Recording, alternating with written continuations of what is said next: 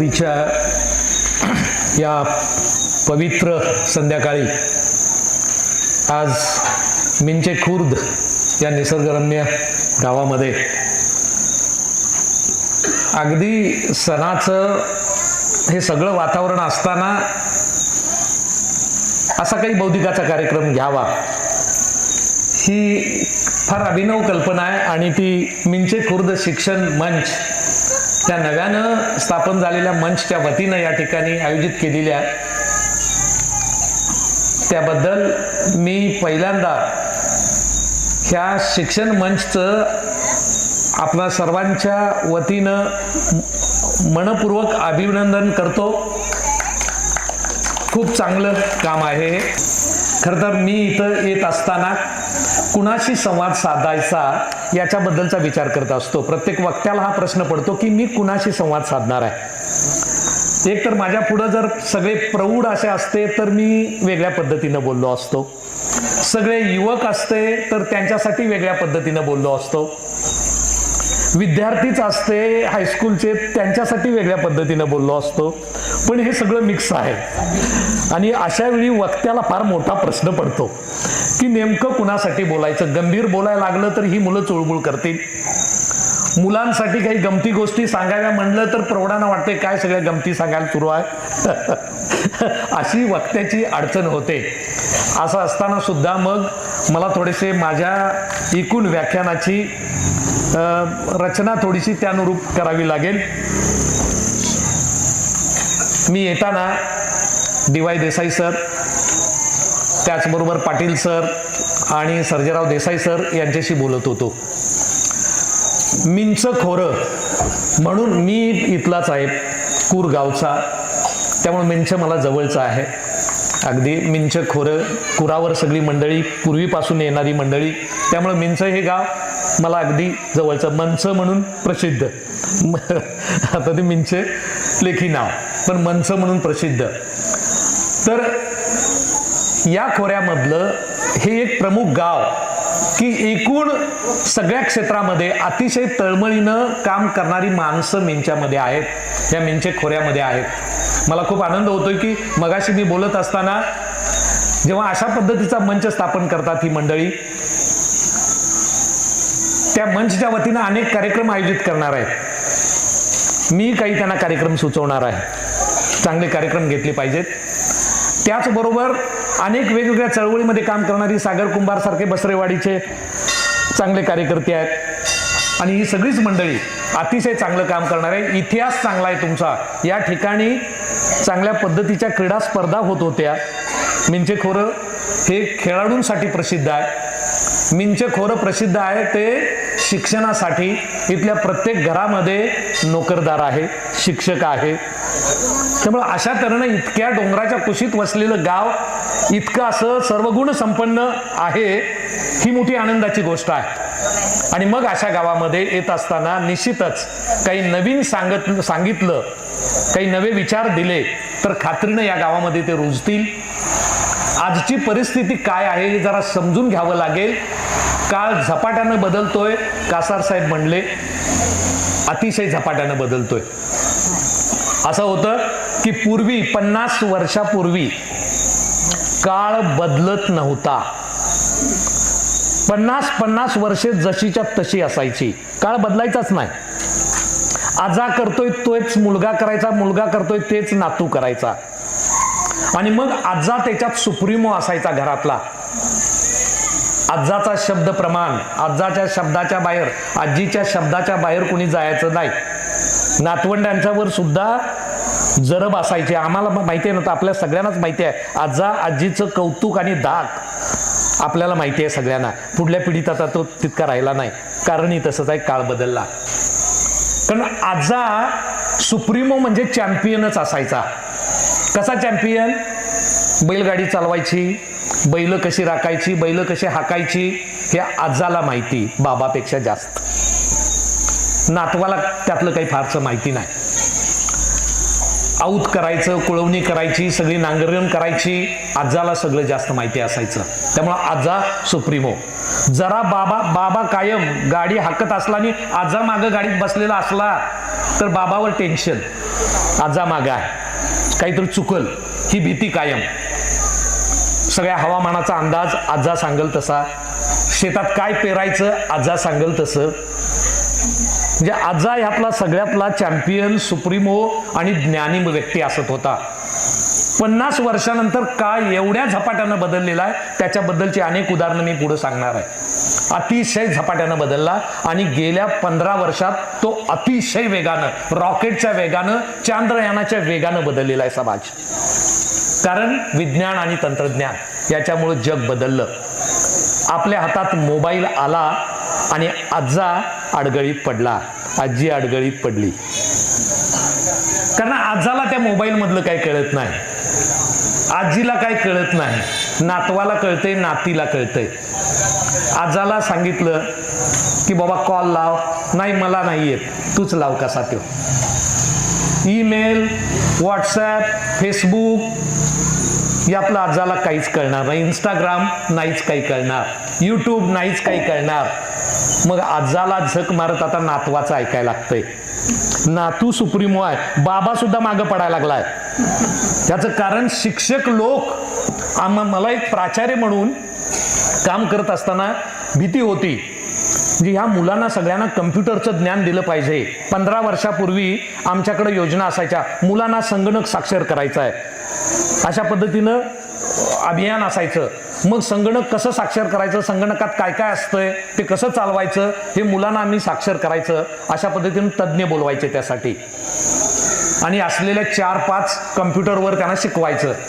पण आता परिस्थिती अशी झाली आहे की आमचे प्राध्यापक PhD झालेले आहेत, पण याच्यामधलं पोराला जेवढं कळतंय तेवढं त्यांना कळत नाही, आम्हाला कळत नाही. ही वस्तुस्थिती आहे. काळ एवढा बदलला, नातू पुढं आहे, आजा मागा आहे, बाप मागा आहे.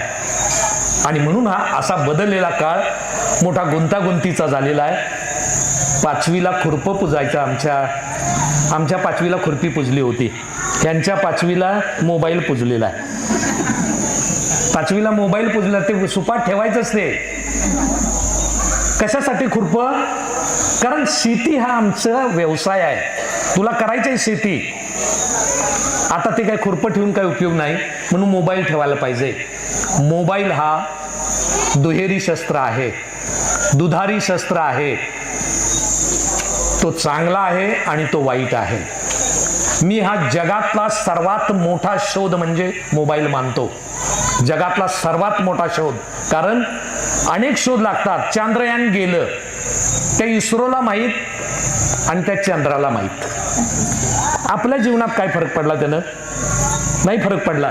पण याच्यामुळं हे मात्र प्रत्येकाच्या घराघरात आलं. म्हणून जगातला सर्वात मोठा शोध मोबाईल आहे. पण दुर्दैव काय आहे की कोरोना आला. मी त्याच्यावर वेगळं व्याख्यान देतो. कोरोना आला, जगभरामध्ये लाखो माणसं मेली. बरीचशी त्या कोरोनाने मेली आणि बरीचशी भीतीनं मेली. कोरोना हा ट्रेलर आहे. Swine flu, Ebola, AIDS, cancer, corona हे एका ओळीनं असे रोग यायला लागलेत नाही, यापुढे येत राहतील. हे फक्त ट्रेलर आहेत. कारण 21वे शतक हे मानव जातीसाठी शेवटचं शतक असणार आहे. अब्दुल कलामनी सांगितलं आणि आता युनोनं सांगितलेलं आहे शेवटचं शतक असेल. याचं कारण 2015ला हे लक्षात आलं शास्त्रज्ञांच्या, आणि आपल्या सगळ्यांच्या लक्षात आलं, पण शास्त्रज्ञांच्या संशोधनानं लक्षात आलं की 0.20% पृथ्वीचं तापमान वाढायला लागलेलं आहे 2015ला. आणि तिथून पुढं हे टेम्परेचर 0.20 वाढत गेलं आणि 4 वर्षात ते 1% पोहोचलं 2020ला.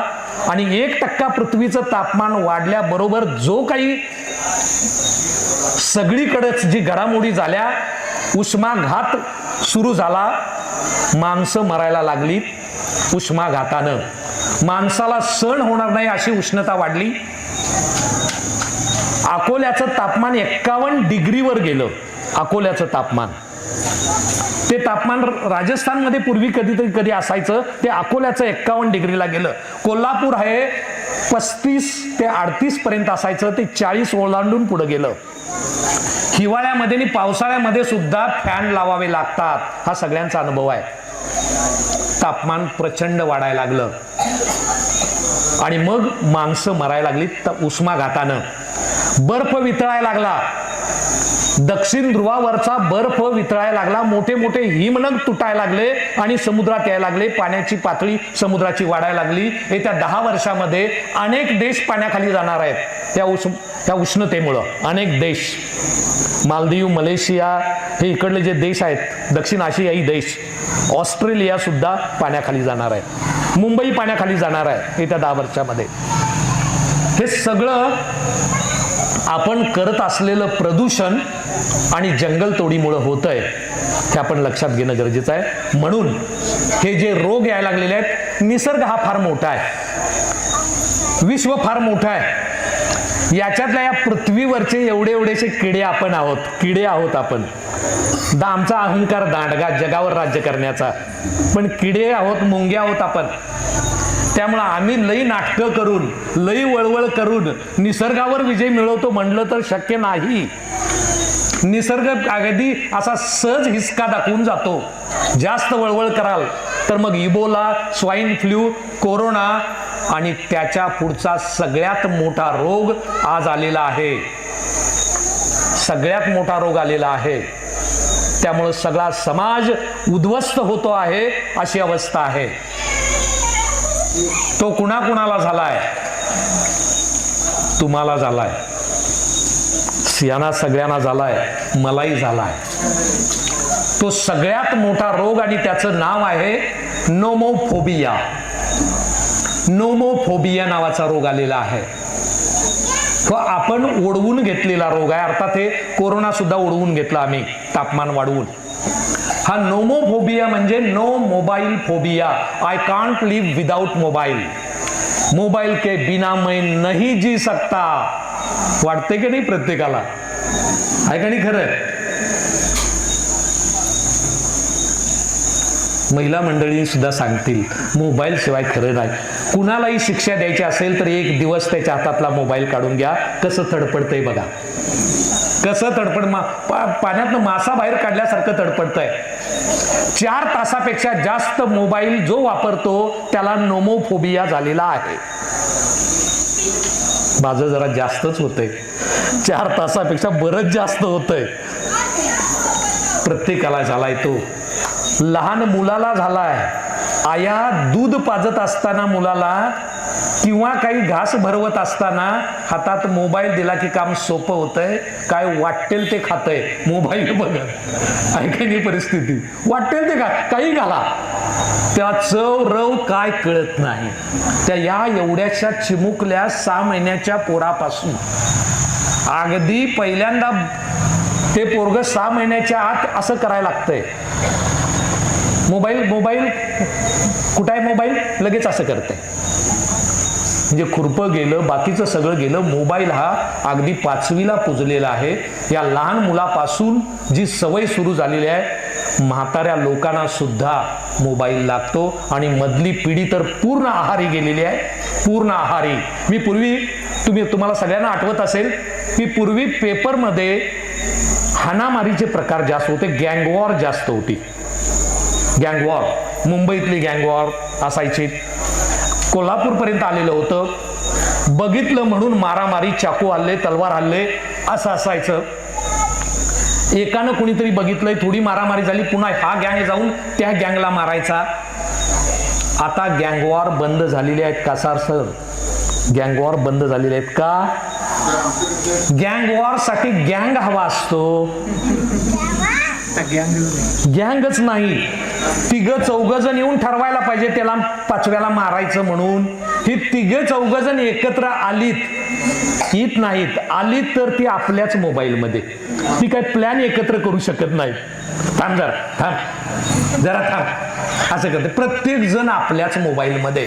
त्यामुळे बरी गोष्ट घडली आहे की गँगवॉर कमी झालेली आहे. देसाई साहेब बरोबर आहे ना? गँगवॉर कमी झालेले आहेत. कारण यासाठी आता वेळ नाही, पण त्याचे परिणाम फार भयानक आहेत. डोळ्याचे रोग वाढायला लागलेले आहेत, मानेचे रोग वाढायला लागलेले आहेत, कुबड यायला लागलेला आहे, ऑर्थोपेडिक सर्जनकडं गर्दी वाढायला लागलेली आहे, ऑर्थोपेडिक सर्जनकडं डोळे बाद व्हायला लागलेले आहेत. आणि त्याच्यापेक्षा वाईट, हे शारीरिक धोके झाले, त्याच्यापेक्षा वाईट काय झालं असेल तर त्यात ती काय बघतात, यानं जे संस्कार मिळतात, ही सगळ्यात भयानक गोष्ट आहे. ही सगळ्यात भयानक गोष्ट आहे. मोबाईलमध्ये पोरग काय बघतंय, गेम खेळून पोरांनी मोठ्या इमारतीवरनं उड्या मारलेल्या आहेत, कापून घेतलेला आहे स्वतःला त्यातल्या गेम खेळल्यामुळं मोबाईलमधल्या. अशा भयानक गेम त्याच्यामध्ये आहेत, जुगार आहे त्याच्यामध्ये, त्याच्यामध्ये अत्यंत घाणेरड्या प्रकारचे व्हिडिओ आहेत. आणि मोबाईल दुसऱ्या बाजूला अतिशय चांगला आहे. हा मोबाईल आपण एक घेतो आणि अनेक गोष्टींना बाजूला ठेवतो. काय काय मोबाईलमध्ये आहे, या मोबाईलनं 40-50 गोष्टी खाल्लेल्या आहेत. 40-50 गोष्टी आम्हाला नकोत. एक मोबाईल दिला की त्या सगळ्या गोष्टींची गरज भागते. कोणत्या कोणत्या गोष्टी जरा मुलांनी सांगायच्या, मोबाईलमध्ये काय काय आहे सांगा. नंबर 1 कॅमेरा आहे. मग कॅमेरा घ्यायची गरज आहे नाही ना, कॅमेऱ्याची गरज नाही आहे. कॅमेरा कोण कोण चालवत आहे, सगळीच. सेल्फी कोण कोण काढताय, सगळीच. सेल्फी काढताना कुठनं पडलेत लोक, मुलं तरुण सुद्धा पडलेत, अगदी धबधब्यावरनं पडून त्यांचे जीव गेलेले आहेत सेल्फी काढताना. सेल्फी हा त्यातला नोमोफोबिया मधला मोठा रोग आहे, सेल्फी. तर कॅमेरा झाला. आणि काय काय आहे, बॅटरी आहे. कॅमेरा किती रुपयाचा घ्यावा लागला असता त्याची गरज नाही, बॅटरी आहे याच्यामध्ये, मग बॅटरी घ्यायची गरज नाही. आणि काय सांगा, आणि काय काय सांगायच्या. सकाळी गजरचं घड्याळ लागत होतं गजर लावायला, आता लावायला लागतोय याच्यात आहे, गजर याच्यात आहे, गरज नाही. पूर्वी फोन वापरत होतो आपण, ते दूरदर्शन आपलं याचं लँडलाईनचं कनेक्शन असायचं, वायर आलेली असायची, आणि मग त्या कोपऱ्यातच जाऊन तिथं बोलायचं, त्याची गरज नाही, हे आलं. आणखीन काय काय, रेडिओ घ्यायची गरज आहे, ह्याच्यात गाणी आहेत, रेडिओची गरज नाही. बघा काय काय मोबाईल किती भारी काम आहे हे समजून घेतलं. का मला एवढा आवडतोय, 40-50 गोष्टी आमच्या खरेदी करायच्या वाचलेल्या आहेत एका मोबाईलमुळं. टीव्ही, याच्यात टीव्ही आहे का नाही, व्हिडिओ असतात त्याच्यात, बातम्या बघू शकतो मी, बघू शकतोय, यूट्यूब बघू शकतोय, फेसबुक बघू शकतोय, व्हॉट्सअप बघू शकतोय. बरं, पोस्ट ऑफिस याच्यात आहे, पोस्ट ऑफिस आहे याच्यात, आहे की नाही, क्या बात आहे. पत्र पाठवायची, आम्ही पत्र लिहायचो, मग ते 8 दिवसानं 15 दिवसानं त्या अंतरावर पोचायची. आता किती वेळात पत्र पोचतंय, मेसेज पोचतोय, किती, 1 सेकंदात, अगदी लगेच. बारशाचं कार्यक्रम आयोजित केलाय, उद्या परवा दिवशी सगळीजण यायचं इकडं, 1 सेकंदात मेसेज पोचला, पत्र लिहायला लागत नाही. नाहीतर 8 दिवस अगोदर पत्र लिहायला लागायचं. तीर्थरूप, तीर्थस्वरूप काका यांचे सेवेशी सन विवी, आदिवासींची भाषा आहे असं यासनी वाटते आता ती. ही सणविवी म्हणजे ही जुनाट लोकांची भाषा आहे, पुराणी भाषा आहे. हे सणविवी म्हणजे काय, यांच्या सेवेची म्हणजे काय, आपला आज्ञाधारक नाही, हे सगळं विसरलं. त्यामुळे पोस्ट ऑफिस याच्यात आहे, त्याच्या पुढं आहेत सगळ्या गोष्टी, अजून खूप पुढं आहेत. याच्यामध्ये लायब्ररी आहे, केवढी मोठी लायब्ररी आहे, हजारो लाखो पुस्तकांची लायब्ररी याच्यात आहे. लाखो पुस्तक आहेत, लाखो. मला वाटेल ते पटदिशी तिथं मागितलं की सांगतंय, अमुक देशाची माहिती पाहिजे मला, लगेच किती सेकंदात, नेट तुमचं चांगलं असेल, वायफाय असेल, लगेचच या देशाची माहिती. कोल्हापूर जिल्ह्याची लोकसंख्या मला पाहिजे आहे, नाही तिकडं कुठं जाऊन बघायची गरज नाही, याच्यात मिळते लगेच. कोल्हापूर जिल्ह्याचा पहिला अध्यक्ष कोण जिल्हा परिषदेचा लगेच सांगताय. आरवी सरना विचारायचं कारण नाही, लगेच सांगताय. सगळ्या अध्यक्षांची नावं द्या मागितलं लगेच देतंय. एवढी मोठी लायब्ररी याच्यात आहे. मी पुस्तकं लिहित असताना पहिली पुस्तकं जी लिहिली मी 2 ती हातानं लिहिली. बसून लिहित बसायचं आणि मग ते त्याच्यातल्या दुरुस्त्या करायच्या, टायपिस्टकडे द्यायचं, टायपिस्टनं त्याच्याने चुका करायच्या, त्याच्यात त्या दुरुस्त करायच्या, पुन्हा टायपिस्टनं ते दुरुस्त्या करायच्या. असं करत करत लिहिलेलं पुस्तक प्रकाशित व्हायला त्याच्यातच 1 वर्ष जायचं, पुस्तक पूर्ण लिहिल्यापासून या प्रक्रियेमध्ये. आता मी पुस्तक लिहित असताना कागद पेन अजिबात घेत नाही. कुठंही असलो तिथं माझं सुरू असतं बोलायला याच्यावर, ते सगळं टाईप करतं याच्यावर, चुका करत नाही. ऱ्हस्व दीर्घाच्या, ऱ्हस्व दीर्घ आम्हाला लिहायचं म्हणलं की चुका होणारच. जगात एकही माणूस नाही ज्याचं ऱ्हस्व दीर्घ चुकत नाही. एकही शिक्षक नाही ज्याचं ऱ्हस्व दीर्घ चुकत नाही. एकही विद्यार्थी किंवा तज्ज्ञ प्रोफेसर नाही की ज्याचं इंग्लिश स्पेलिंग चुकत नाही. कारण मी इंग्रजीचा प्राध्यापक, PhD, शिक्षकांचा प्रशिक्षक आहे. राष्ट्रीय आंतरराष्ट्रीय परिषदांमध्ये मी इंग्रजीचं मार्गदर्शन करत असतो. पण मी ठामपणे सांगतोय की जगात एकही माणूस असा नाही, मी तर नाहीच, ज्याचं स्पेलिंग चुकत नाही असा एकही माणूस नाही. हे चुका करत नाही त्या. तुम्ही करेक्ट बोलला ना की करेक्ट ते लिहितंय. आणि पुस्तकाच्या पुस्तकं मी याच्यावर लिहिलेले आहे.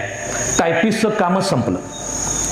टायपिस्टला द्यायचे पैसे, तिथं विषय संपला. डायरेक्ट मी केलेलं इथं पुन्हा दुरुस्त करता येतं. ओपन करा ते आणि इथं जरा चुकीचं आहे, काहीतरी वेगळं पाहिजे होतं, हे कट करूया, आणखीन हे ॲड करूया, सगळं करता येतं. त्यामुळं पूर्ण लिखाणाचं काम याच्यावर करतो आहे मी. जगाची सगळी माहिती पटदिशी याच्यावर येते आहे. सगळ्या ऑफिसचं ट्रान्सफर याच्यावर होत आहे. लगेच शिक्षण खात्यानं काढलेला आदेश कासार साहेबांच्याकडे पोहोचण्यापूर्वी शिक्षकांच्याकडे पोहोचलेला असतोय. म्हणजे महाराष्ट्र राज्यानं तिथनं काढला एखादा आदेश म्हटलं की अगदी काही सेकंदात तो इथं पोहोचतो, ऑफिसला पोहोचण्यापूर्वी. इतकं सगळं आहे. आणि मी महत्वाचं सांगतोय आपल्याला, एवढं सगळं असल्यामुळं मी अजून सांगितलं नाही, 50भर गोष्टी याच्यामध्ये आहेत. त्याच्यासाठी आपल्याला मोबाईल हवा आहे. आणि मोबाईल बाजूला ठेवला तर एवढ्या सगळ्या गोष्टी माझ्यापासून बाजूला गेल्या. लायब्ररी बाजूला गेली माझ्यापासून, कॅमेरा बाजूला गेला, व्हिडिओ बाजूला गेला. इतक्या सगळ्या गोष्टी टाकून नाही देता येणार. मग मोबाईल चांगल्या पद्धतीनं वापरला पाहिजे. या पद्धतीचे संस्कार करण्याचं काम गावागावांनी केलं पाहिजे, घराघरांनी केलं पाहिजे. आणि ज्या पद्धतीचं काम मिंच्यामध्ये घडतंय की मला कळलं की इथले निवृत्त शिक्षक विद्यार्थ्यांना एकत्र करून चांगल्या पद्धतीनं संध्याकाळच्या वेळी त्यांची शिकवणी घेत आहेत. पहिला फायदा कुठला असेल तर 2-3 तास ही मुलं मोबाईल पासून बाजूला राहत आहेत. यासाठी अगदी टाळ्यांच्या गजरामध्ये याचं आपण त्यांचं अभिनंदन करूया सगळेच जण. खूप चांगला उपक्रम घेतात तुम्ही, छान, चालू ठेवा हा उपक्रम. त्या ठिकाणी लायब्ररी असली पाहिजे, चांगली लायब्ररी. लायब्ररीमध्ये पुस्तकं कुठली असावीत यासाठी चोखंदळपणे मी मगाशी बोलत होतो या मंडळींशी की कोणती 100 पुस्तकं असावीत. तज्ज्ञ मंडळींच्याकडून त्यांची यादी करून घ्यायची. नाही तर पुस्तकांची संख्या लाखात आहे हो, कुठली वाचायची. म्हणून अमुक पुस्तकं वाचलीच पाहिजेत. जसं गोष्ट पैशा पाण्याची, आता आलेलं नवीन पुस्तक प्रफुल्ल वानखेडे यांचं. माझे ते चांगले मित्र आहेत, मुंबईचे मोठे उद्योजक. त्यांचं गोष्ट पैशा पाण्याची प्रत्येक माणसानं वाचायलाच पाहिजे पुस्तके. आपण फार चुकीच्या पद्धतीनं पैसे मिळवतो आणि खर्च करतो, तर त्याच्याबद्दलचं सगळं ज्ञान आणि शहाणपण त्या पुस्तकात मिळतं. भारतातलं सगळ्यात 1 नंबरचं पुस्तक ठरलेलं आहे आता विक्रीच्या बाबतीत. भारतातलं 1 नंबरचं ते पुस्तक असायला पाहिजे. इकिगाई नावाचं पुस्तक असलंच पाहिजे. इकिगाई हा जापनीज शब्द आहे. ते पुस्तक इतकं भारी आहे, सगळ्यांनी वाचलं पाहिजे एवढ्यासाठी की ते पुस्तक आहे ओकिनावा या जपानमधल्या एका बेटावरच्या लोकांच्या जीवनशैली संबंधी, की जपान हे बेटांचा देश आहे हा, आणि तिथं ओकिनावा बेट आहे. त्या बेटावरची माणसं सरासरी 100 वर्षाचं आयुष्य जगतात, 100 वर्ष, आणि 90 वर्षापर्यंत कष्टाची कामं ती करत असतात. 90 वर्षापर्यंत हे कसं काय जमतं? काय कारण आहे? माणसं 100 वर्षे, खरं तर म्हणजे लोक म्हणतात आता आयुर्मान कमी झालंय, कमी झालेलं नाही. आयुर्मान जगाचं वाढलेलं आहे, भारताचंही वाढलेलं आहे. भारताचं 1947ला 48 वर्षाचं सरासरी आयुर्मान भारताचं होतं, आता ते 70 पार केलंय सरासरी आयुर्मान. पूर्वी एखादा असायचा 100 वर्षाचा 110, म्हणजे मग सगळी बाकीची झुडपं आणि एखादं नारळाचं झाडवर, एखादंच असायचं नारळाचं झाड, तेवढा गावातला एक ते म्हातारा दिसायचा. तो 3-4 पिढ्या बघितलेला म्हातारा एखादाच असायचा, बाकीची सगळी 47-50च्या आत गुंडळायची. पण आता चांगला आहार, चांगल्या आरोग्याच्या सुविधा, साक्षरता याच्यामुळं आयुर्मान वाढलंय, ते 70च्या पार गेलेलं आहे. ओकिनावा बेटावर हे 100 पार झालेलं आहे. कारण काय? तर तिथले लोक, त्यांची जी जीवन पद्धती आहे ती फार चांगली जीवन पद्धती आहे, ती समजून घ्यायला पाहिजे. त्याच्यावरचा वेगळ्या व्याख्यानाचा कार्यक्रम घेण्याची गरज आहे.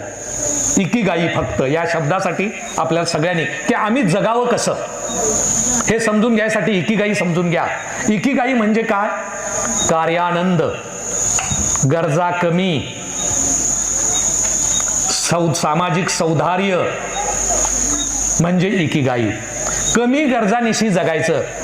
आपल्या गरजा फार वाढलेल्या आहेत, त्यामुळं आपलं स्वास्थ्य बिघडलंय, मनशांती हरवलेली आहे, आपल्या गरजा फार वाढल्या. घरात अनावश्यक गोष्टींची संख्या फार वाढली, कपड्यांची संख्या वाढली, चपलांची संख्या वाढली, किती डझनानं, कशासाठी? त्यामुळं गरजा कमी करणं हा पहिला मंत्र इकिगाईमधून मिळतो. कमी गरजानिशी जगा. अर्थात आपल्या संत श्रेष्ठांनी हा संदेश दिलेला आहे, कमी गरजानिशी जगा. गांधीजींनी संदेश दिलेला आहे, कमी गरजानिशी कसं जगता येतं. हा पहिली महत्वाची गोष्ट आहे. गरजा कमी करा, स्वतःच्या आणि मुलांच्याही गरजा कमी करा. किती लागतात ड्रेस ठरवा एकदा. तुम्ही किती ड्रेसवर तुमचं शाळा केली, हायस्कूल केलं, कॉलेज केलं. मी तर एका पॅन्ट शर्टवर अगदी बिन इस्त्रीचं कॉलेज केलंय.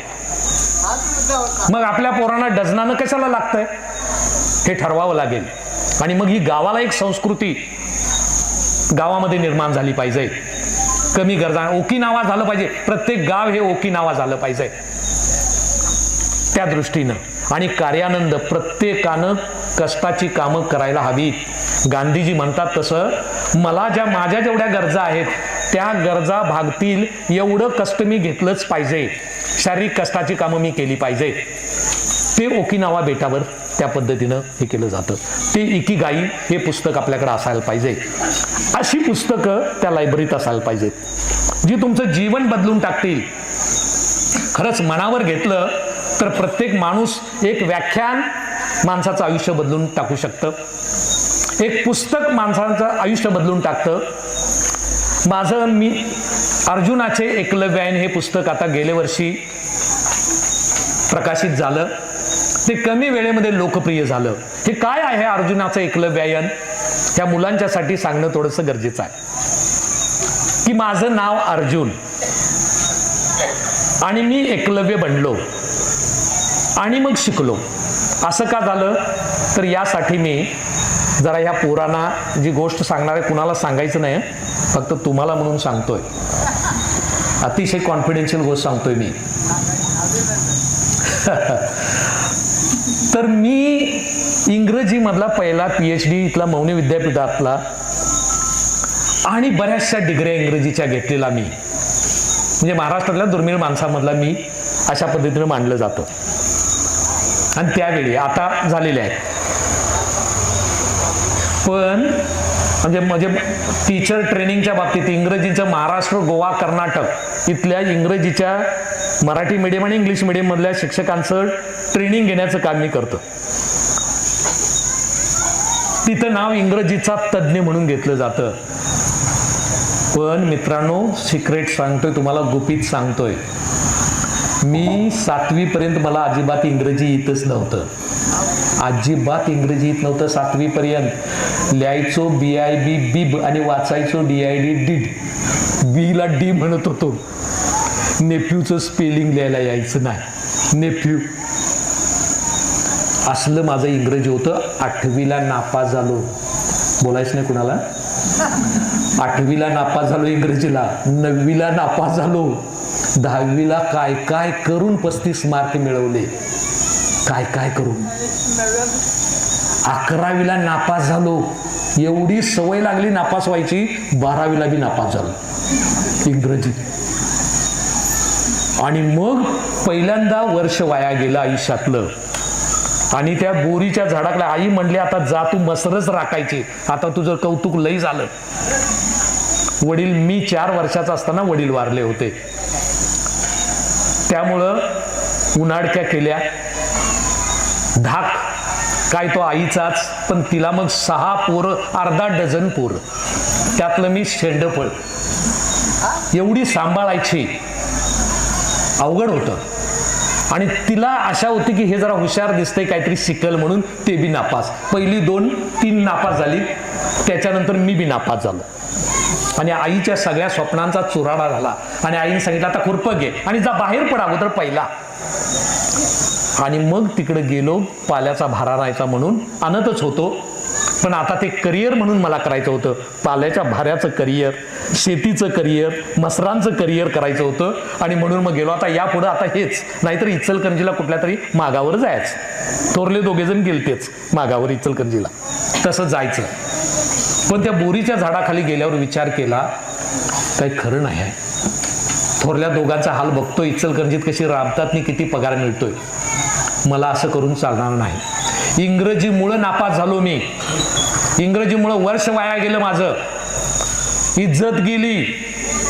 नालायक ठरलो. आणि तिथं ठरवलं, आता ह्या इंग्रजीचाच पराभव करायचा. आणि त्या ठिकाणी निर्णय घेतला मी की इंग्रजीमध्ये PhD, सर्वोत्तम डिग्री, जी इंग्रजीची सर्वोच्च डिग्री आहे, ती घ्यायची. त्या शेतात ठरवलं एकट्यानेच. तिथं त्याच्यावर पुस्तक लिहिलेलं आहे मी, अर्जुनाचे एकलव्यायन. आता मला ABCD पासून कोण शिकवणार, काहीच येत नव्हतं. मी तर कॉलेजमध्ये गेलो. तिथं कॉलेजमध्ये जरा पोरं बऱ्यापैकी होती, मला काहीच येत नव्हतं. मग तिथनं मी ABCD पासून सुरुवात केली. मला प्रोफेसर शिकवायचं वेगळे, त्यातलं काही कळायचं नाही. पण ABCD मी स्वतः करत गेलो आणि एकलव्य बनलो. आणि एकलव्य बनून 2 वर्षामध्ये स्वतःचं इंग्रजी इतकं बदलून घेतलं की शिक्षकांच्या समोर मी इंग्रजी बोलायला लागलो. आणि त्यापुढं पूर्वी जे म्हणायचे मला शिक्षक, मुगदुम सर होते, ते म्हणायचे, Kumbhar, try to speak English, you can make small sentences, come on you can do it, असं म्हणायचे. प्रयत्न कर, एवढी छोटीशी वाक्य बनव. आणि 2 वर्षानंतर मगदुम सर म्हणायला लागले की कुंभार, डू स्पीक स्लोली, अरे हळू बोल. इंग्रजीमध्ये वेगानं बोलणारा विद्यार्थी म्हणून 2 वर्षात सिद्ध केलं ते एकलव्य बनून. आणि त्यानंतर मी नेहमीच नंबरात राहिलो इंग्रजीला. आणि ते PhD करेपर्यंत ठरवलेलं होतं. 12वी नापास झाल्यावर जे ठरवलेलं होतं ते मी त्या ठरलेल्या वेळी पूर्ण केलं. इंग्रजीचा प्राध्यापक झालो, इंग्रजीचा डॉक्टर झालो. आणि त्या सगळ्याबद्दलचं पुस्तक म्हणजे अर्जुनाचं एकलव्यायन. कशी मजुरी करावी लागली हे सगळं सांगणारं पुस्तक. तर ही पुस्तकं आणि अशी पुस्तकं आपल्या लायब्ररीमध्ये असायला हवीत. आणि मग ही मुलं ज्यावेळी ती पुस्तकं वाचतील, खात्रीनं त्यांच्यामध्ये मोठी स्वप्न त्यांना मिळतील. स्वप्न फार महत्वाची असतात. पालकांनी लक्षात ठेवा, विद्यार्थ्यांनी लक्षात ठेवा. स्वप्न फार महत्वाची असतात. स्वप्न मोठीच पाहायला हवीत, कारण छोट्या स्वप्नांमध्ये रक्त खवळण्याची ताकद नसते. छोट्या स्वप्नांमध्ये झोप उडवण्याची ताकद नसते. स्वप्न मोठीच बघायला हवीत. अशी जगामध्ये अनेक उदाहरणं आहेत. एक अमेरिकेचा प्रेसिडेंट झाला, तो शिपाई होता, टन टन टन अशी बेल द्यायचा शाळेतला शिपाई, तर आणि म्हणायचा कसा, टन टन टन, the president of America will be Washington, असं म्हणायचा तो. अरे क्या बात आहे, केवढं मोठं स्वप्न, शिपायानं राष्ट्रपती बनण्याचं स्वप्न, पंतप्रधान बनण्याचं स्वप्न साकार केलं, वॉशिंग्टन प्रेसिडेंट झाला अमेरिकेचा. इथं आमच्या जवळच कोल्हापूर जिल्ह्याजवळचाच माणूस, ज्याच्या आत्मचरित्रामध्ये लिहिलेलं आहे की त्याला खरकट खावं लागलं, अतिशय वाईट हाल अगदी होते ज्यांचे. तो शिपाई झाला पहिल्यांदा, त्यानंतर तो PSI झाला, त्यानंतर तो आमदार झाला, या राज्याचा 2 वेळा मुख्यमंत्री झाला, या देशाचा 1 वेळा गृहमंत्री झाला, आणि राष्ट्रपतीच्या 3 संभाव्य उमेदवारामध्ये ज्यांची निवड झालेली होती ते ग्रस्त आपल्या सोलापूरचे सुशील कुमार शिंदे. खरकट खाल्ल्याचं लिहिलेलं आहे. सुशील कुमार शिंदे कुठून कुठपर्यंत, 0 to hero. मगाशी कोणते म्हणलं की 0 to hero याला म्हणायचं. कलकत्त्याचा लक्ष्मी नारायण मित्तल, नाव लक्ष्मी पण त्याच्याकडे अजिबात लक्ष्मी नव्हती, भंगार गोळा करत होता लक्ष्मी नारायण मित्तल. आणि भंगार गोळा करता, आपण बघतोय ना भंगार इकडं लोक कसे गोळा करतात, गाड्या घेऊन येतात, भंगार गोळा करतात, त्यातून केवढे पैसे मिळतात. पण तो भंगार गोळा करत असताना एक स्वप्न पाहत होता की एक दिवस या पट्ट्याची जगातली सगळ्यात मोठी आयर्न फॅक्टरी इंग्लंडमध्ये आहे, ती आयर्न फॅक्टरी ह्या पट्ट्याची असेल एक दिवस, आणि आज तो त्याचा मालक आहे.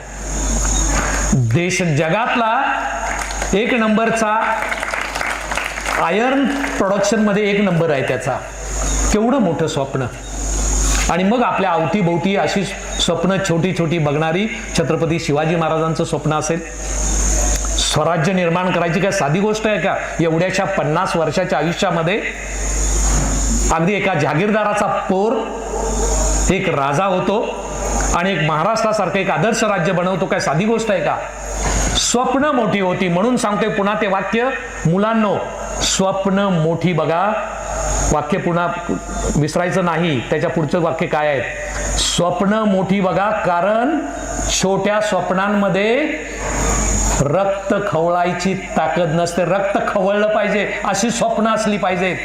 छोट्या स्वप्नांमध्ये झोप उडवण्याची ताकद नसते, झोप उडाली पाहिजे. 12वी नापास झाल्यावर जे घडलं ते हेच घडलं नेमकं. झोप उडाली. 15 तास अभ्यास करायला लागलो, कारण स्वप्न मोठं होतं, PhD करायचं आहे, स्वप्न मोठं होतं. तसे या मातीतली सुद्धा माणसं आहेत 0 to hero झालेली अनेक. अपंग माणसांनी आंतरराष्ट्रीय स्तरावर केवढं मोठं काम केलं. हेलन केलर हे मेडिकल फील्ड मधलं एक आदर्श उत्तुंग व्यक्तिमत्व. हेलन केलर, अंध असलेली महिला, जगातलं एक दैवत ठरलं मेडिकल फील्डचं. नसीमा हुरजुक या कोल्हापूर मधल्या हेल्पर्स ऑफ द हँडिकॅप नावाची संस्था काढली. स्वतः व्हीलचेअर मध्ये बसतात, चालता येत नाही, परंतु कोल्हापूरच काय पण अगदी सगळ्या दक्षिण महाराष्ट्रातून त्यांच्याकडं हँडिकॅप्ट येतात आणि ते स्वावलंबी होऊन जातात. Helpers of the handicapped. Louis नावाचा खेळाडू अपंग, ऑलिम्पिक मध्ये गोल्ड मेडल्स मिळवतो. अशी किती उदाहरणं आहेत, कितीतरी. ही 0 to hero उदाहरणं मुलांना लक्षात ठेवा. आणि यासाठी आवश्यक असलेली गोष्ट कुठली असेल महत्वाची, तर ते शिक्षण. दुर्दैवानं शिक्षणाकडं आमच्या कुटुंबांचं दुर्लक्ष व्हायला लागलंय किंवा दिशाभूल व्हायला लागलेली आहे. गावांची दुर्लक्ष व्हायला लागलेलं आहे शाळेकडं. सरकारचं दुर्लक्ष व्हायला लागलेलं आहे. आणि त्यामुळं भारतातलं शिक्षण हे अत्यंत खालच्या पातळीवरचं आहे. जागतिक दर्जाची एकही शिक्षण संस्था आमच्याकडे नाही. एवढा मोठा देश, एवढा मोठा देश. आपण देशाबद्दल फार मोठ्या गप्पा मारतोय. चुकीचं आहे, चुकीचं आहे. महागुरु या देशातला कोणी होणं, हा देश इतरांच्यासाठी आदर्श ठरणं हे नाही, दिशाभूल आहे.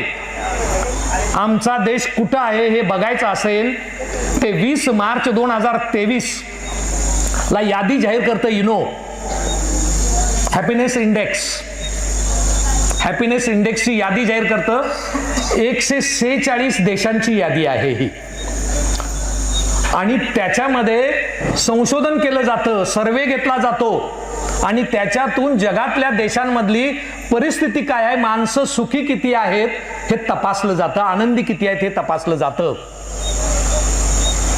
त्याच्यासाठी निकष आहेत की त्या देशातलं राहणीमान कसं आहे, आरोग्य कसं आहे, आयुर्मान कसं आहे, भ्रष्टाचार देशात किती आहे, सुरक्षितता किती आहे, संरक्षण किती आहे देशामध्ये, स्वातंत्र्य किती आहे.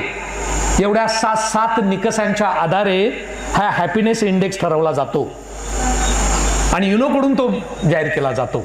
146 देशांचा इंडेक्स जाहीर झाला. भारत किती नंबरला आहे? Finland number 1. Finland, Iceland, Switzerland, Netherlands हे देश टॉपला आहेत आणि भारत ह्या 146 देशांच्या यादीमध्ये 136 नंबरला आहे. 136 नंबरला होता आपण. त्यामुळे कुणीही गैरसमजात राहायचं कारण नाही आपण फार सुधारलोय वगैरे. उलट आता आपण अतिशय मागास होत चाललेलो आहोत. कारण ज्या छत्रपती शाहू महाराजांनी महात्मा फुलेंचा आदर्श घेऊन या कोल्हापूर करवीर संस्थानामध्ये 101 वर्ष झाली, कालच 101 वर्ष झाली, त्यांनी एक आदेश काढला होता. काय आदेश होता? 48 वर्षाचं आयुष्य जगलेले शाहू महाराज यांनी एक आदेश काढला होता. राजा कसा असावा, प्रजेची काळजी कशी घ्यावी, आमचे नेते कसे असावेत, आमचा पंतप्रधान कसा असावा, आमचा राष्ट्रपती कसा असावा हे ठरवण्याची वेळ येते शाहू महाराजांच्याकडे बघितल्यानंतर. सावित्री आई, सत्यवान सावित्री ती नव्हे, ती आदर्श नव्हे आपली, ही सावित्री आपला आदर्श असली पाहिजे. यांचा आदर्श घेऊन छत्रपती शाहू महाराजांनी कालच 101 वर्ष झाली तो एक आदेश काढला की माझ्या प्रजेमधल्या कुठलाही मुलगा जर शाळेत नाही आला तर त्याला 1 रुपया दंड केला जाईल. 101 वर्षापूर्वी 1 रुपया म्हणजे फार मोठी गोष्ट होती. आणा चालायचा त्यावेळी, पै चालायची, फार मोठी असायची. 1 रुपया दंड करणारा हा राजा म्हणजे माझी सगळी प्रजा शिकली पाहिजे, माझी सगळी प्रजा तिसरी शिकेल, तिसरी फक्त सगळी प्रजा होईल, त्यावेळी मी ते राज्य त्यांच्या ताब्यात देऊन टाकीन म्हणणारा राजा छत्रपती शाहू महाराज.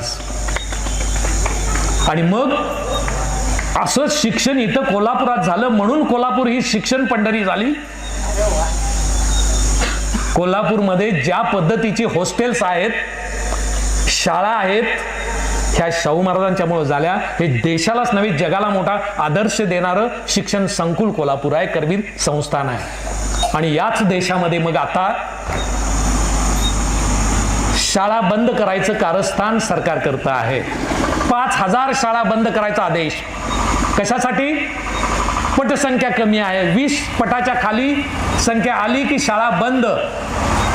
आणि शाहू महाराज म्हणत होते की वाड्या पाड्यांवर शाळा निघाल्या पाहिजेत, शिक्षण झोपडीमध्ये पोहोचलं पाहिजे.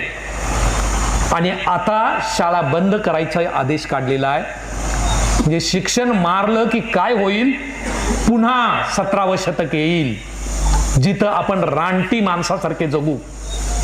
जे काही सुसंस्कृत झालेलो आहोत, जो काही देश थोडाफार गेल्या 70-75 वर्षामध्ये सुधारलेला आहे, तो पुन्हा मागे जाईल. आणि ती प्रक्रिया सुरू झालेली आहे. शिक्षक भरती करायची नाही, शाळा बंद करायच्या, खाजगीकरण मोठ्या प्रमाणात चालू आहे, इंग्रजी माध्यमांच्या शाळा मोठ्या प्रमाणात निघत आहेत. यांचे दर गगनाला भिडलेले आहेत. एकदा जर ह्या शाळा बंद झाल्या आपल्या जिल्हा परिषदेच्या गावागावातल्या, तर आता तुम्हाला दर माहिती आहेत. कारण फॅशन म्हणून तुम्ही सुद्धा इंग्रजी माध्यमांच्या शाळांमध्ये पोरं घालायला लागलेला आहात. परिस्थिती फक्त सांगतो कोल्हापूर जिल्ह्यातली, पुणे मुंबईची त्याच्यापेक्षा भयानक आहे. कोल्हापूर जिल्ह्यामध्ये आता बालवाडीचा इंग्रजी माध्यमातला दर कुठं पोचलाय? बालवाडीचा LKG म्हणजे 3-4 वर्षाचं पोरग शाळेत घालायचं LKG, त्याला कोल्हापूर जिल्ह्यातला दर आहे 2.5 लाख रुपये एका वर्षासाठी. बालवाडीचा LKG. दुसरी शाळा आहे 1.25 लाख रुपये दर आहे. तिसरी शाळा आहे 75,000 दर आहे तिथं. ह्या शाळा बंद झाल्या तर तुम्हाला हे परवडणार आहे का मला सांगा? आपली मुलं शिकतील का? मग त्या धनगरवाड्यावर आमचे कासार सर काम करतायत, त्यांची मुलगी ज्या पद्धतीचं भाषण करताना मगाशी व्हिडिओ दाखवला त्यांनी, किती मुंबईच्या पुरीना मागं टाकेल, इंग्लिश मिडियमच्या पुरीना मागं टाकेल, असलं जबरदस्त भाषण धनगरवाड्यातली फयाच्या भाषण करते आहे ती. मी सांगतो तुम्हाला शिक्षण कसलं पाहिजे, आम्हाला इंग्लिश मीडियम अजिबात नको. मी सांगतोय कारण या महाराष्ट्रातला इंग्रजीचा तज्ज्ञ म्हणून माझ्याकडे बघितलं जातंय. माझं संशोधन इंग्रजी मीडियमवर आहे. तिथं बौद्धिक विकास किती होतोय हे मी सिद्ध केलेलं आहे माझ्या संशोधनातून. इंग्रजी माध्यमातून बौद्धिक विकास होत नाही, अजिबात होत नाही. याच्याबद्दल शिक्षण तज्ज्ञ, भाषा तज्ज्ञ, विचारवंत, लेखक या कुणाचंच दुमत नाही. मातृभाषेतूनच शिक्षण झालं पाहिजे म्हणून शाळा वाचवल्या पाहिजेत आपल्या. जर सरकार येत असेल तुमची शाळा बंद करायला तुमच्या आसपासच्या, तर सरकारला कडाडून विरोध केला पाहिजे. आमच्या शाळा बंद करायच्या नाहीत, आम्हाला माहिती आहे तुमचा उद्देश काय आहे तो. कारण एकदा जनता अज्ञानी आणि निरक्षर झाली की त्यांच्यावर राज्य करणं सोपं असतं. म्हणून जनता अज्ञानी आणि अंधश्रद्धा राहिली पाहिजे याची काळजी घेतली जाते आहे. आणि त्याच्यासाठीच ही पावलं आहेत की वेळीच ओळखली पाहिजेत. आणि म्हणून मग फिनलंड 1 नंबरचा देश आहे, जो या यादीमध्ये 146च्या यादीमध्ये एकूण 10 वेळा जगातला सर्वात आनंदी देश ठरला. आणि गेली सलग 6 वर्ष तो जगातला सर्वात आनंदी देश आहे. याचं कारण तिथं शिक्षण मोफत आहे, पूर्ण शिक्षण मोफत आहे सगळ्यांसाठी. तिथले सगळे दवाखाने मोफत आहेत, आरोग्य सेवा 100% मोफत आहे. ह्या 2 गोष्टी घडल्या की मग आपोआपच समाज सुधारतो. जिथं आरोग्य चांगलं आहे आणि जिथं शिक्षण, सगळ्या प्रश्नांचं उत्तर म्हणजे शिक्षण. चांगलं शिक्षण, उत्तम शिक्षण हे सगळ्या प्रश्नांचं उत्तर आहे. त्यामुळे उत्तम शिक्षण मिळालं पाहिजे आमच्या पोरांना, हा तुमचा प्रत्येकाचा, प्रत्येक गावाचा अजेंडा असला पाहिजे. आणि म्हणून मग मी प्रत्येक गावामध्ये सांगत असतो, शाश्वत विकास चळवळीचं काम करत असताना गावागावांमध्ये सांगत असतो की आपण मंदिरं सुंदर बांधतो, आपण खूप खर्च करतो. खरं तर शासनाकडे याला निधी नाही. जवाहरलाल नेहरू ज्यावेळी पंतप्रधान होते त्यावेळी सोरठी सोमनाथच्या मंदिर बांधण्याचा प्रस्ताव होता नेहरूंच्याकडं. त्यावेळी नेहरूंनी सांगितलं की नाही, मंदिरं ही समाजानं बांधायची आहेत, त्यांची अस्मिता आहे, आनंद आहे, त्यांचा आध्यात्मिक गोष्ट आहे, समाजानं बांधायच्या आहेत, वर्गणीतून बांधायच्या आहेत. गावचं मंदिर गावानं स्वतः बांधायचं आहे. मला धरणं बांधायची आहेत, मला संशोधन संस्था काढायच्या आहेत, मला शिक्षण संस्था काढायच्या आहेत. भाकरा नांदगलचं भाषण देत असताना, भाकरा नांदगल या देशातलं सर्वात मोठं 400 TMCचं धरण भाकरा नांदगल, त्या धरणाचं उद्घाटन करत असताना नेहरू म्हणले होते की देशाला अशा धरणांची गरज आहे. आणि म्हणून मग मी सांगतो आपल्या सर्वांनाच की मंदिरं आपण बांधायची हरकत नाही, आमची ती श्रद्धास्थान आहेत. पण ज्या गावामध्ये विद्या मंदिर हे सगळ्यात श्रेष्ठ मंदिर होत नाही तोपर्यंत त्या गावाचा विकास नाही. म्हणून कामाला लागायचं. या मंच आरवी सरांसारखे अत्यंत ज्येष्ठ अभ्यासू मार्गदर्शक आहेत. आपण सगळं चांगले काम करता. आपण एकदा ठरवा, आता निर्णय घ्यायचा, गावानं शाश्वत विकास करायचा निर्णय घ्यायचा आणि त्याच्यामध्ये शिक्षणाला 1 नंबर द्यायचा. 100 वर्ष या वर्षी होत आहेत शाळेला तुमच्या. मला सांगा की 25 वर्ष तुमच्या डेअरीला झाली की केवढा रौप्य महोत्सव साजरा करता हो. पतसंस्थेला 25 वर्ष झाली की रौप्य महोत्सव साजरा करता. जिथं आजा शिकला, बाबा शिकला, नातू शिकला, पुढच्या पिढ्या शिकणार आहेत, त्या शाळेला 100 वर्ष यावर्षी पूर्ण होत आहेत. मिंचेकरांना माहिती आहे का किती मोठा उत्सव व्हायला पाहिजे? शताब्दी महोत्सव या वर्षीच होतात ना 100 वर्ष पूर्ण. आरवी सर, आपल्या आयुष्यातला सर्वात मोठा शिक्षण महोत्सव या वर्षी झाला पाहिजे आणि त्यानिमित्तानं सगळ्या गावानं ठरवलं पाहिजे की यापुढं या गावातलं सर्वात मोठं मंदिर आम्ही बांधणार आहोत. त्यासाठी वर्गणी देऊ, देणग्या देऊ, कष्ट करू, पण विद्या मंदिर हे गावातलं दाखवण्यासारखी आमची इमारत करणार आहोत. अशा पद्धतीचा निर्णय, ठराव गावकऱ्यांनी करायलाच हवा. आता आम्ही कुठेही इतरत्र देणगी देणार नाही, वर्गणी देणार नाही, फक्त शाळेसाठी. जमेल ठरवायला? शक्य आहे का? आहे की नाही? मिंचेकर बोला, जमणार आहे का? नाही आहे, अजून नाही आहे. आमचं विद्या मंदिर मोठं झालं तर आमची पोरं शिकली, कलेक्टर झाली, DSP झाली, DYSP झाली तर कोण जबाबदार हा प्रश्न पडलाय. इथनं पोरं शास्त्रज्ञ झाली तर काय करणार मग आम्ही, असा प्रश्न पडलाय का? भावी पिढ्या, सर म्हणले की जग एक होतं आहे. जगातले देश किती वेगानं पुढे जात आहेत त्या विज्ञानाला घेऊन, या मोबाईलला घेऊन, आणि आपण मात्र पिछेहाट सुरू आहे. आपण भूतकाळात रमायला लागलोय, खोट्या इतिहासात रमायला लागलोय. चुकीचा इतिहास सांगितला जातोय, चुकीचे धर्माधर्मामधली भांडणं लावण्याचं काम केलं जात आहे. करवीरमध्ये राहतो आहोत, कोल्हापूरमध्ये शाहू महाराजांच्या राहतो आहोत, फुले शाहू आंबेडकरांच्या महाराष्ट्रामध्ये राहतो आहोत, या लोकशाही प्रधान देशामध्ये राहतो आहोत, गांधीजींच्या देशामध्ये राहतो आहोत. गुण्या गोविंदानं नांदतो आहोत आम्ही इथं. कुणी जर भांडण लावायचा प्रयत्न करत असतील जाती जातीमध्ये, धर्माधर्मांमध्ये, नाही चालणार, कारण आमची त्याच्यात अधोगती आहे, प्रगती नाही.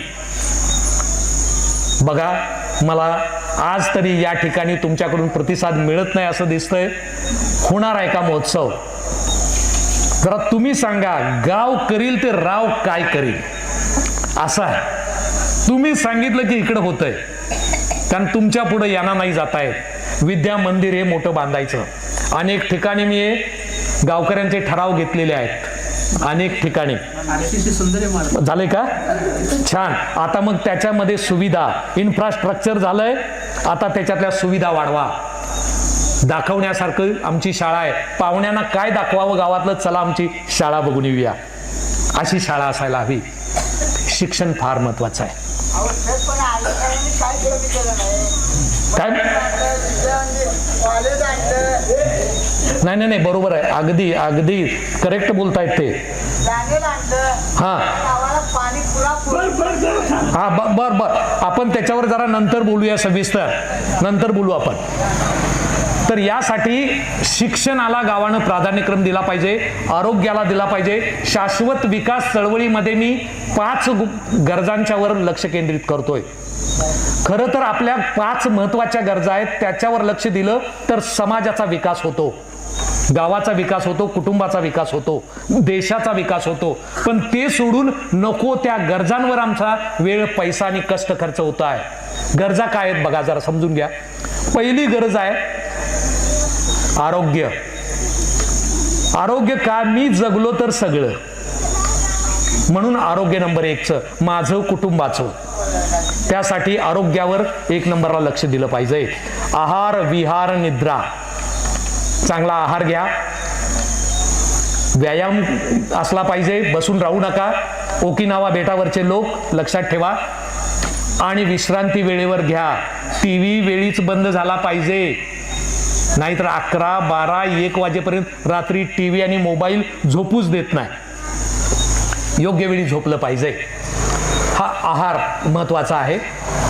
तर आहार, विहार, निद्रा या 3 गोष्टी आरोग्यासाठी महत्त्वाच्या आहेत आणि त्याला मेडिकल सर्व्हिस, दवाखाने, औषधं योग्य वेळी घेणं गरजेचं आहे. तर आरोग्य नंबर 1ला सिर सलामत तो पगडी 50. मी जगलो तर सगळं, म्हणून आरोग्य महत्त्वाचं, माझं जगणं महत्त्वाचं, दीर्घ आयुष्य जगणं महत्त्वाचं, मी निरोगी जगणं महत्त्वाचं, म्हणून आरोग्य नंबर 1 माझ्या कुटुंबामध्ये, माझ्या गावामध्ये आरोग्य नंबर 1. नंबर 2 शिक्षण. शिक्षणाला 2 नंबर दिला पाहिजे. त्याच्यावर पैसा खर्च झाला पाहिजे, योग्य पद्धतीनं झाला पाहिजे. पोराची 4 बुटं 5 बुटं घेण्यासाठी खर्च नाही. त्यामुळे शिक्षणावर खर्च झाला पाहिजे. 3 नंबरची गोष्ट आहे उद्योग व्यवसाय. फार महत्वाची गोष्ट आहे उद्योग व्यवसाय, ज्याच्यामुळं आज आमची मुलं व्यसनी बनतायत, वाया जात आहेत, त्यांची लग्न होत नाहीत. याचं कारण आहे त्यांच्याकडे उद्योग व्यवसाय नोकरी काहीच नाही.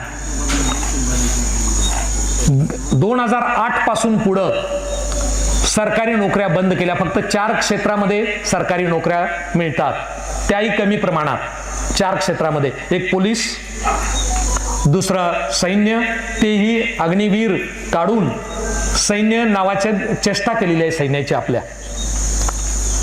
पोलीस, सैन्य, MPSC आणि UPSC या 4 मार्गाने फक्त सरकारी नोकऱ्या उपलब्ध आहेत. बाकी सगळे दरवाजे सरकारी नोकऱ्यांचे बंद केलेले आहेत. माझ्याकडं कॉलेजमध्ये म्हणजे सगळीकडंच PhD झालेल्या शिक्षकांना, प्रोफेसरना 8-8 हजार 9-9 हजार पगार मिळतो.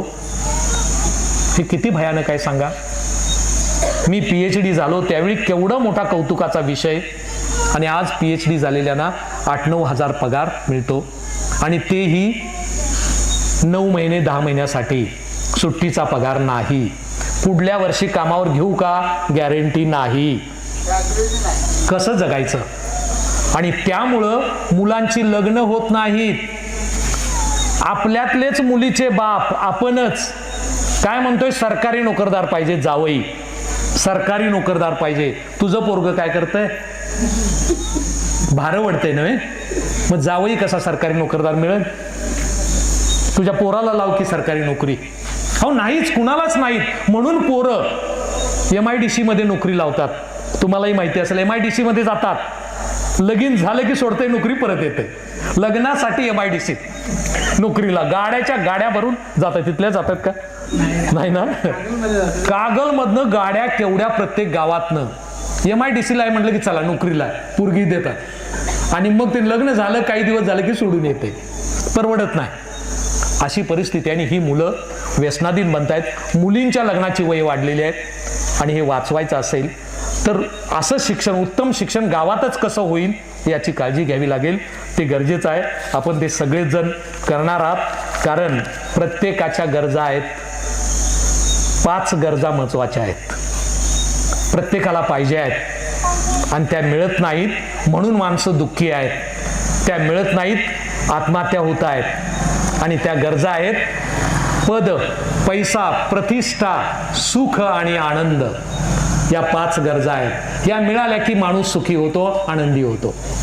ह्या गोष्टी पाहिजे आहेत, आणि या गोष्टी चांगल्या शिक्षणातूनच मिळतील. म्हणून गावातूनच अशी मुलं तयार होऊ द्या की ती परदेशात सुद्धा कमी पडणार नाहीत. आता जगामध्ये कुठेही शिक्षण घेण्यासाठी जाता येतं. सिद्ध व्हा आणि जगाच्या कुठल्याही कानाकोपऱ्यात तुम्ही जाऊ शकता. त्यासाठी तयारी करावी लागेल. शिक्षणातून मुलं सुसंस्कृत होतील, सक्षम होतील, हे निश्चितपणे होतं. आणि म्हणून शिक्षण चांगलं झालं पाहिजे. यासाठी लढा सुद्धा उभा केला पाहिजे. लढा चालू आहे. चांगलं शिक्षण, मोफत शिक्षण मिळालं पाहिजे, हा लढा आपला सुरू केला पाहिजे. पण आता महागाईसाठी कोणी लढत नाही, नोकऱ्यांसाठी, बेरोजगारीसाठी कोणी लढत नाही, कारण सगळी नोमोफोबिया झालेली आहे.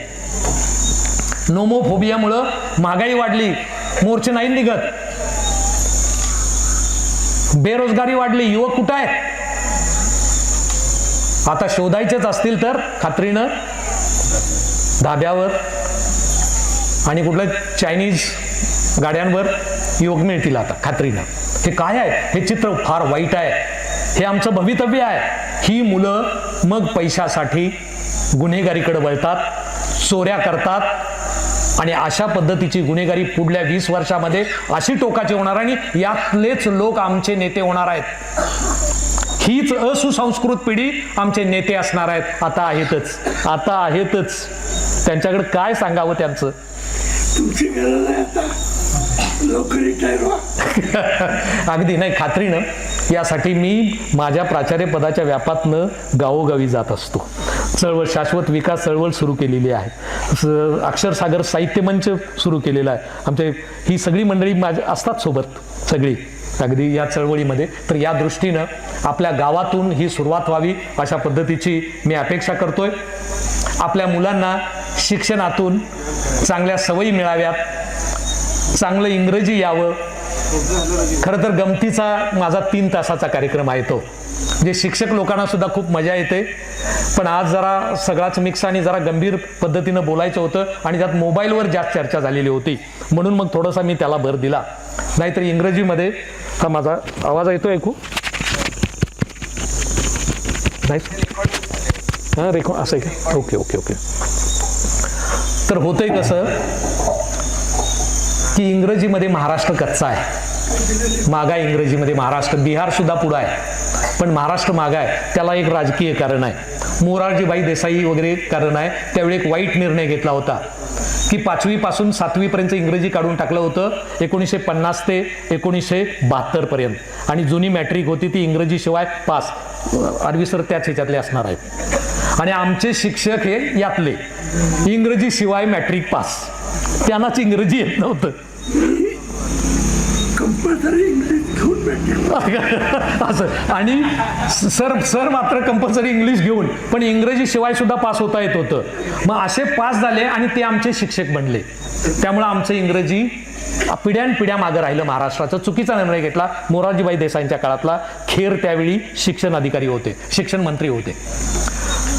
तर होतंय कसं बघा की महाराष्ट्रातल्या मुलांचं इंग्रजी कच्चं राहिलं. ह्याचा पर्याय म्हणजे इंग्रजी मीडियम स्कूल नाही. हे मी पुन्हा सांगतोय. मातृभाषेच्या माध्यमातूनच शास्त्रज्ञ घडतात. UPSC मधले अधिकारी कलेक्टर घडतात ते मातृभाषा माध्यमातूनच, इंग्रजी माध्यमातून नाही. हे पुन्हा सांगतोय. आणि एक इंग्रजीचा संशोधक सांगतोय, संशोधकांचा मार्गदर्शक सांगतोय. ते लक्षात ठेवा. पण इंग्रजी आलं पाहिजे सगळ्यांना. आमची पोरं इंग्रजीमध्ये फार मागं. तुम्हाला गंमत सांगतो एक, आणि मी माझं भाषण संपवतो. खरं तर मला माईक असा हा चालू असता तर इकडं थोडंसं मी फिरलो असतो आणि मग त्याच्यातले आणखीन गंमत वाढली असती, खूप हसला असता. की शिवाजी विद्यापीठाचे 2004ला माणिकराव साळुंखे हे व्हाईस चान्सलर होते, कुलगुरू.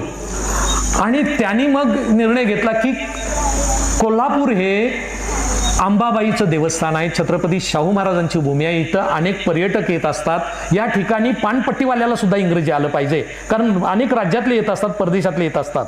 रिक्षावाल्याला इंग्रजी आलं पाहिजे, हॉटेलमधल्याला इंग्रजी आलं पाहिजे. म्हणून त्यांनी त्यांच्या डोक्यात एक कल्पना आली आणि मग त्यांना नाव सुचलं ते माझं, की याच्यावर डॉक्टर कुंभार काहीतरी करू शकतील. आणि म्हणून त्यांनी 3 माणसांची कमिटी नेमली. तुम्ही जावा. आता आम्ही कोर्सेस तयार केले आणि दिले, ते काय उपयोगी पडत नाहीत असं दिसतंय. तुम्ही जावा, समाजात कसलं इंग्रजी पाहिजे ते शोधून काढा. जरा जावा, तुम्ही हॉटेलमध्ये जावा, हॉस्पिटलमध्ये जावा आणि बघा त्यांना इंग्रजी कसलं पाहिजे, तसलं द्यायचं इंग्रजीने कोर्स तयार करा. आम्ही गेलो व्हिक्टर पॅलेसमध्ये. त्यावेळी आता ते बंद पडलं हॉटेल, पहिलं मोठं हॉटेल व्हिक्टर पॅलेस कोल्हापूरचं. आणि तिथं मग आम्ही शिंदे साहेबांशी आमची चर्चा सुरू झाली. शिंदे साहेबांना म्हटलं आम्ही या कारणासाठी आलेलो आहे. ते म्हणले, सर तुम्ही इथल्या पोरासनी इंग्रजी शिकवायच्या भानगडीत पडू नका. त्यांना कॉमन सेन्स शिकवा. पहिल्यांदा कॉमन सेन्स शिकवा. म्हणजे काय? साधी अक्कल शिकवा. कसं कुठं वागायचं, कसं बोलावं, कसं चालावं हे कळत नाही ते शिकवा. आम्हाला राग आला. इंग्रजीचे आम्ही तज्ज्ञ, आम्हाला माहिती आहे हे काय शानपणा शिकवायला. पण त्यांनी पुढलं उदाहरण सांगितलं, ते फार इंटरेस्टिंग होतं. ते म्हणले, सर तुम्हाला एक उदाहरण सांगतो म्हणजे पटेल. तुम्हाला राग आला असेल पण तुम्हाला उदाहरण सांगतो म्हणजे पटेल. आमचा अनुभव. काय अनुभव सांगितला? ते म्हणले, अगदी 2-3 महिन्यापूर्वी आमची जाहिरात होती वेटरचा कोर्स 3 महिन्याचा, वेटरचा कोर्स, 1 वर्षाचा कोर्स वेटरचा, फी 30,000 रुपये. आणि मग त्यासाठी मुलं येतात. आम्ही शक्यतो दक्षिणेतली मुलं घेतो, कर्नाटकातली, केरळ, तामिळनाड, आंध्र इथली मुलं घेतोय, महाराष्ट्रातली घेत नाही.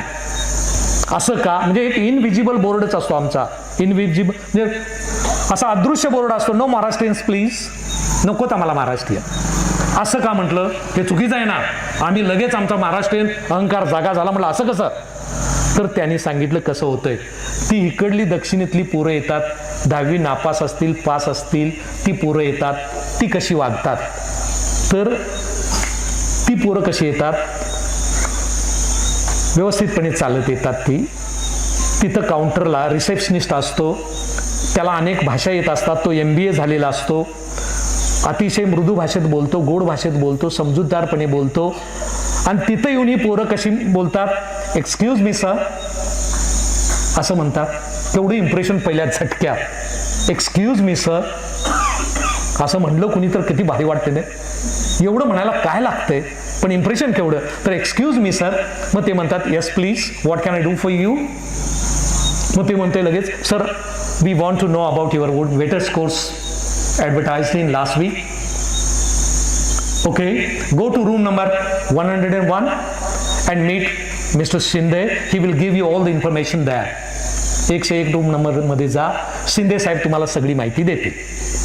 आणि मग 101 रूम मध्ये नॉक करून जाणार, may I come in sir, may I come in sir म्हणणार तिथं आणि जाणार. आणि मग शिंदे साहेबांना ती माहिती विचारणार, शिंदे साहेब ती माहिती देणार. आता ते म्हणले की आमच्या इथली आली ती कशी येतात पोरं या कोर्सची चौकशी करायला, असं एका पायावर. ते नव्ह, सुरुवातीची बोले एक्सक्यूज मी म्हणायचं आहे, हे ते नव्ह म्हणजे एक्सक्यूज मी. ते नव्ह, साहेब आम्हाला त्या वेटरच्या कोर्सची चौकशी करायची होती. ते रिसेप्शनिस्ट वरपासून खालीपर्यंत बघते, ते इथलंच आहे. ती दोघं जण असलेली, ती बी आपली इकडे तिकडे बघत असत्या. पण रागवायचं नाही, त्यांना सांगितलेलं असतं इथं देशातली परदेशातले लोक येत असतात, रागवायचं नाही, अगदी शांतपणे सगळ्यांशी बोलायचं. ऑल राईट, ते सांगतात की तुम्ही असं करा, 101 रूम नंबरमध्ये जा, शिंदे साहेब आहेत तिथं, तिथं ती माहिती सगळी देतील. बर बर, हे थँक्यू म्हणायचं, बर बर म्हणजे थँक्यू. आणि मग ते शिंदे साहेबांच्या दरवाजावर तिथं जातं 101 रूम नंबरमध्ये. तिथं नॉक करायचं कुठं माहिती आहे याला, धाड दिवशी दरवाजा ढकलून आतच, मे आय कम इन सर, अजिबात नाही, मे आय कम इन सर वगैरे असलं काय नाही, डायरेक्ट आत. शिंदे साहेब चिडतात. मग काय, what is this nonsense, this is 3 star hotel, people from foreign countries come here and who is this nonsense.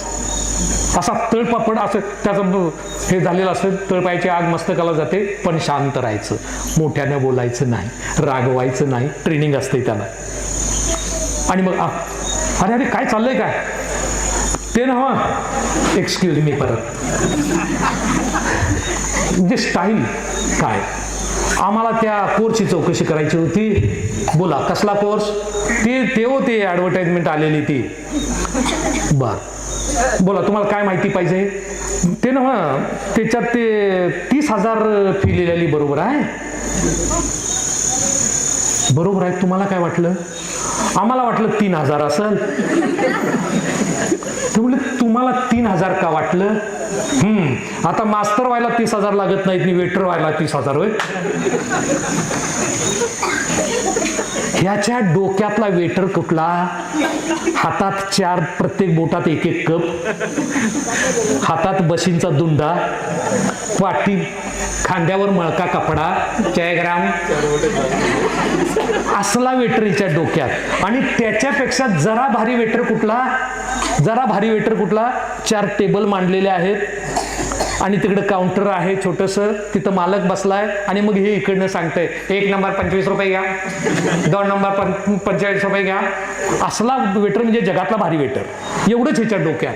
ह्याला माहिती नाही की बाबा इथं जो वेटर ट्रेनिंग घेणार आहे तो 3 स्टार 5 स्टार हॉटेलमध्ये जगभरात त्याला नोकरी मिळणार आहे. 25-30 हजारची नोकरी आणि दररोज धुतलेले कपडे अशा पद्धतीचे. पण एवढेसेच विचार. म्हणून मग ह्यांना कॉमन सेन्स शिकवा. इंग्रजी आम्ही शिकवतो, ह्यांना कसं वागायचं पहिल्यांदा शिकवा. मुलांना हे शिकवण्याची गरज आहे. आज आपली मुलं फारच वाह्यात गेलेली आहेत. ट्रॅफिक तपासलं, रस्त्यावर आपले तरुण कसे वागतात, प्रौढ सुद्धा कसे वागतात हे बघितलं की त्या गावची संस्कृती कळते. कुठेही पार्क करायची गाडी, मध्येच थांबायचं, गप्पा मारत उभा राहायचं. शिक्षकांना सुद्धा भीती वाटते की यांना अरे बाबा तू बाजूला तिकडे थांब असं म्हणून सांगायची आता भीती वाटायला लागली. आणि बुजुर्गांना ज्यावेळी पुढच्या पिढीची भीती वाटायला लागते त्यावेळी लक्षात ठेवायचं की आता अंधकार युग सुरू झालं. बुजुर्गांना भिलं पाहिजे, घाबरलं पाहिजे. तो धाक, ती नैतिकता बुजुर्गांनी गमावता कामा नये. म्हणून गावामध्ये सगळ्या प्रौढांनी या युवकांच्या वरचा धाक कमी होता कामा नये. त्यांच्यावर प्रेमानं त्यांना ते सांगितलं पाहिजे की बाबांनो हे चुकीचं आहे. यासाठी वेगवेगळी व्याख्यानं आयोजित करा. ज्या गावामध्ये तज्ज्ञांची, अभ्यासू व्यक्तींची, विद्वानांची व्याख्यानं होतात आणि ज्या गावामध्ये गुणवंतांचा सत्कार होतो त्या गावांना प्रगतीपासून कुणीही अडवू शकत नाही. इथं गुणवंतांचे सत्कार झाले पाहिजेत, वेगवेगळ्या क्षेत्रातले तज्ज्ञ आले पाहिजेत आणि मग इथं युवक मोठ्या संख्येनं उपस्थित असला पाहिजे. युवकांनीच ती व्याख्यानं आयोजित करावीत. या पद्धतीची संस्कृती या गावाला लाभावी. यासाठी शिक्षण मंच काम करतोय. सगळ्या गावानं हे काम करायचं आहे. ज्येष्ठ नागरिकांनी काम करायचं आहे, ज्येष्ठ शिक्षकांनी काम करायचं आहे आणि मिंचाची ओळख इथून पुढची वेगळी निर्माण होईल या पद्धतीनं कामाला लागायचं आहे. ठरलं का? आज आपण ठरवूया का मिंचाची या पुढची ओळख केवळ भुदरगडातलंच एक चांगलं गाव नाही तर राज्यातलं एक चांगलं गाव म्हणून एक वेगळी ओळख निर्माण करायची का? आपण करायची का? हात वर करा ज्यांना वाटतंय की आपल्याला मिंचाची ओळख वेगळी निर्माण करायची आहे. त्यासाठी कष्ट, वेळ आणि पैसा द्यायची तयारी आहे का? असलीच पाहिजे, त्याशिवाय नाही. नुसती स्वप्न बघू नका. तर त्या दृष्टीनं हे गाव एक आदर्श गाव व्हावं या पद्धतीच्या मी सदिच्छा देतो. मी निश्चितच फक्त आज कुणी पाहुणा म्हणून अजिबात आलेलो नाही या ठिकाणी आणि यापुढेही येणार नाही. भुदरगड माझा आहे, मी भुदरगडचा आहे. त्यामुळे भुदरगडच्या कुठल्याही कानाकोपऱ्यामध्ये मी पाहुणा म्हणून जात नाही. मी माझ्या घरचा माणूस म्हणून मी जातो. आपण मला बोलवलं या ठिकाणी 1-1.25 तास आपण शांतपणे ऐकत बसलात. आधीमध्ये थोडीशी गंमत केली असती आणखीन, पण वेळ नाही ती. याबद्दल मी संयोजकांचं आणि आपणा सर्वांचं मनापासून आभार मानतो आणि आपणा सगळ्यांना या दसऱ्याच्या आणि एकूण सगळ्या नव्या पिढींसाठी आणि मिंचे एक महाराष्ट्रातील आदर्श गाव होण्याच्या दृष्टीने त्याच्यावर मी वेगळं व्याख्यान देईन सर. आदर्श गावाचं वेगळं व्याख्यान माझं तयार आहे. ते निश्चितपणे त्याच्यासाठी वेगळ्या वेळी येईल खात्रीनं. त्यावेळी ग्रामपंचायतचे सदस्य सगळे वर असावेत या ठिकाणी. हे सगळं तर या दृष्टीनं आपण काम करूया. मी आपल्यासोबत असेन. माझ्या एकूण कार्यबाहुल्यातून निश्चित वेळ काढून मी आपल्यासाठी खात्रीनं इथे येईन. कारण मिंचे वेगळं आहे, आणखीन याच्यापेक्षा वेगळं खात्रीनं होणार आहे. आपल्या सर्वांना मनपूर्वक शुभेच्छा. धन्यवाद.